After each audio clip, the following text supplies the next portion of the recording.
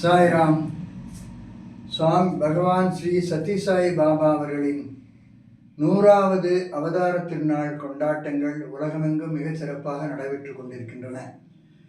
எங்களுடைய தென்காசி மேலகரம் சமிதியின் சார்பாக நாங்கள் இருவரும் 100 பஜனை பாடல்கள் சுவாமியின் திருவடிகளிலே சமர்ப்பிக்கின்றோம்.